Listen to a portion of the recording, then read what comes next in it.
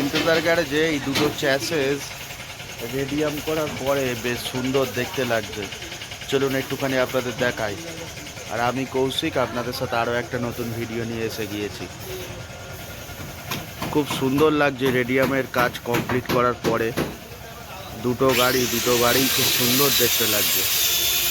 আর রেডিয়ামের কাজটাও বেশ সুন্দর হয়েছে।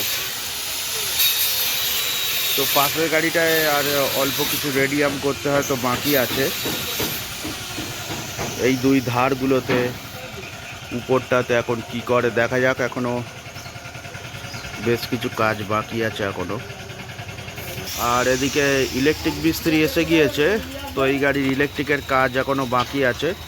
তো আজকে মোটামুটি 4-5 ঘন্টা যা কাজ আছে টানা কাজ করলে লেগেই যাবে সময়। তারপর ওই পাশের গাড়িটা ধরার পরে গাড়িগুলো হয়তো কাল পরশু নাগাদ সিএফের জন্য বেরিয়ে যাবে।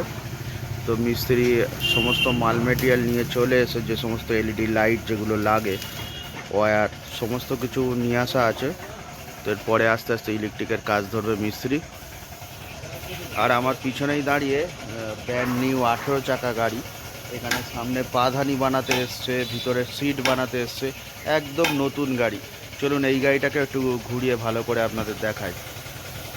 তো 18 চাকার যে টেলারগুলো আছে বালি পাথরে চলে।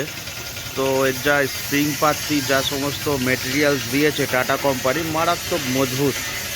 তো দেখাই, এই সমস্ত লোহা টোহাগুলো মারাত্মক হেভি কোয়ালিটির আছে, খুব হেভি কোয়ালিটির। চ্যাসেসও ওই রকম মজবুত করেছে। তো কেবিনটার দিকে নিয়ে যাচ্ছি। তো এদিকে জিনিসপত্র যা দিয়েছে মেটেরিয়ালস, এটা মারাত্মক মজবুত। হাইড্রোলিক পাইপটা বেশ ভালো মোটা আছে।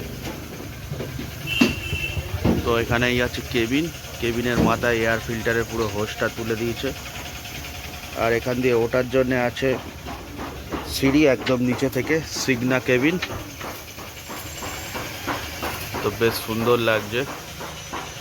ট্রাকের কালারটাও বেশ সুন্দর। রিমের কালারগুলো পুরো সোনালি কালার। চাকাগুলো মারাত্মক হেভি টায়ার দিয়েছে, রেডিয়াল টায়ার।